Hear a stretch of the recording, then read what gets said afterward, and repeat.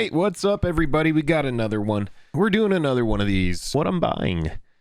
These videos have been kind of popular, so we're going to keep them coming, especially as I continue to buy cards. We're going to see some Kamigawa stuff in here from the latest Magic the Gathering set. This is before we're heading into New Capenna. No real specs in here as far as New Capenna, but we're going to get into all of it in the videos. Yeah.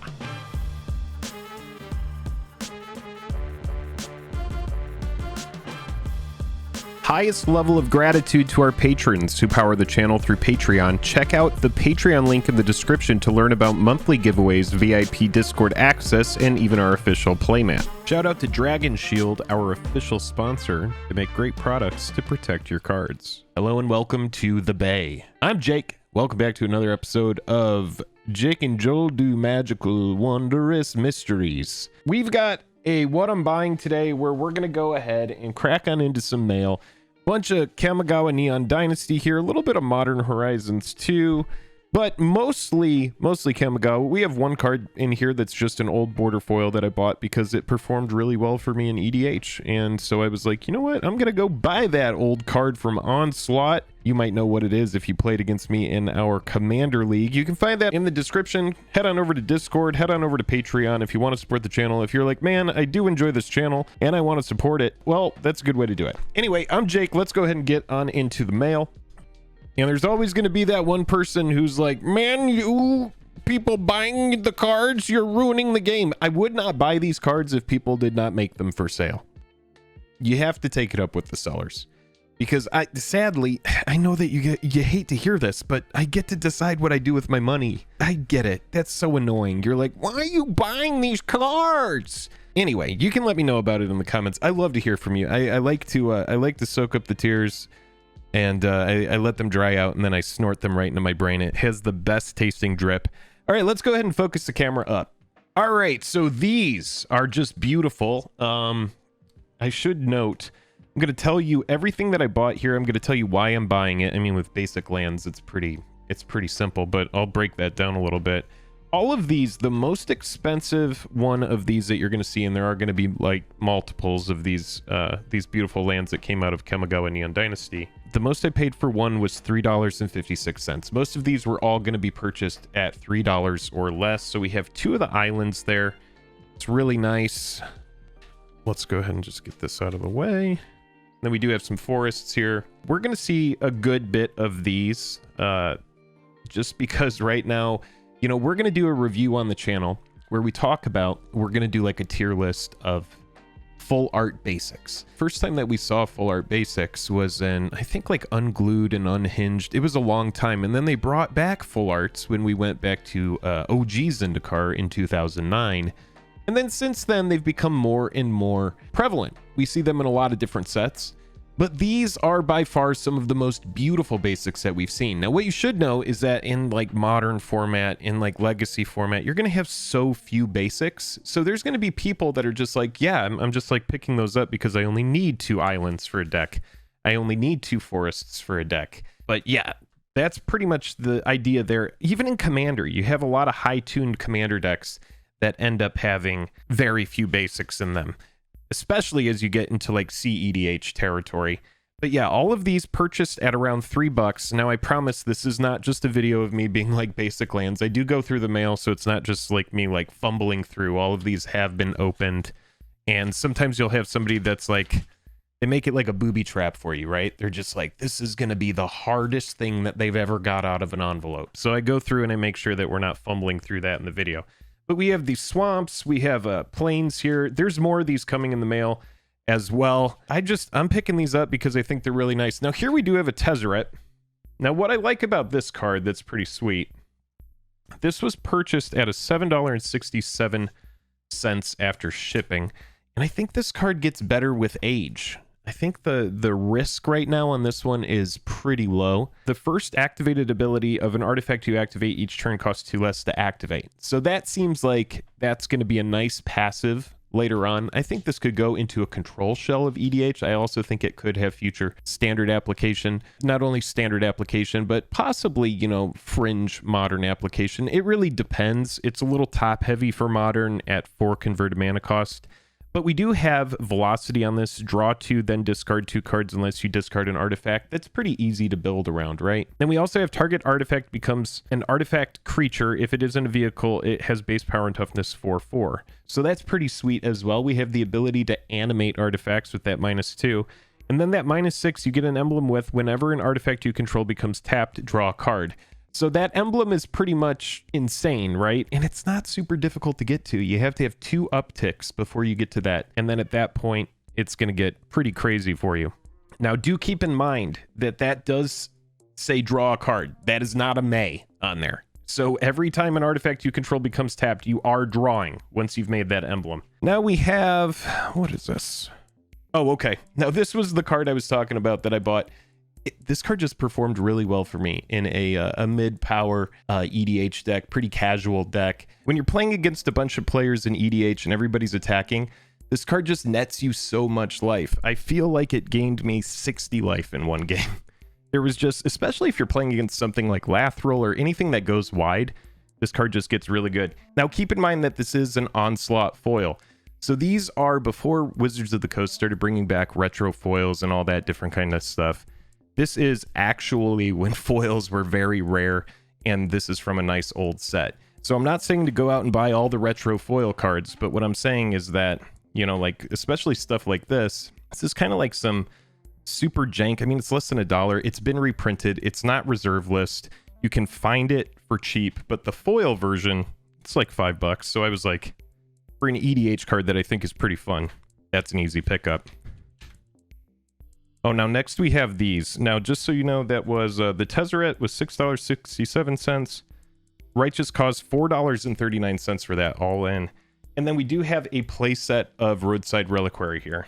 So we'll go ahead and take these out. Now, I just love this as far as a colorless land goes, or a land that produces colorless waste, whatever you want to say.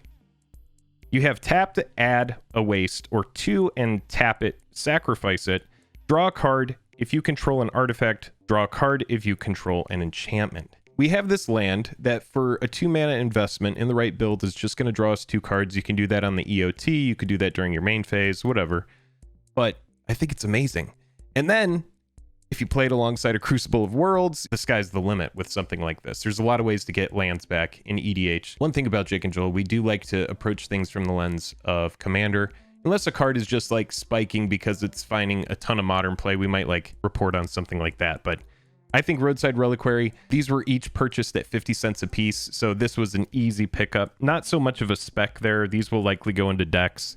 But if it did shoot up to $10, I would probably move 3 of them and keep 1. But I think this is one of those cards, you know, add an uncommon, ends up really gaining some gas, you know, unless it gets reprinted into Oblivion. There's just so much velocity on this, so much value, and very easy to find a deck that has lots of artifacts and enchantments in it. Those are very sticky permanents. Those are hard to answer. So very attractive in Commander. More of these really nice lands. And I think this is just... might just be a bundle of a few of them. Yeah, and then we have a set of 5 here. Set those here. Really, really like these a lot. Are you buying them? Let me know. I want to hear about it. What are you buying? Okay, so this is a good one to touch on. And I will go ahead and I'm going to find, I'll go ahead and put a little video scrolling over while I talk about this, because these were all purchased in a lot. I'm going to call these people Hidetsugo hunters, people that are looking for the neon ink red, the neon ink blue, green, these different chase cards that were put in the last product. So what we have here are 2 borderless foils, 3 borderless, 1 extended art foil, 3 extended art, and then 3 foil. All of these were purchased at $78.46 shipped. So these channel lands, you might be like, Jake, where's the blue one? Where's the green one? I think the green one is already at a high price. That might be one that I acquire the 4 set and just be done.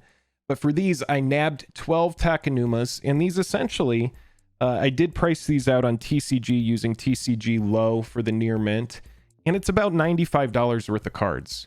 So what I think is going on with something like this is you have sellers that are opening tons of collector products. They're looking for these chase cards, and then they're trying to recoup. So we have the, you know, like extended art foil.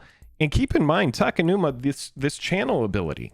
Discard Takenuma, Abandon Mire, mill 3 cards, then return a creature or planeswalker card from your graveyard to your hand. The ability costs 1 less to activate for each legendary creature you control. So cards like this are going to get better the more legends we get. Do we get another Dominaria that's just packed full of legends?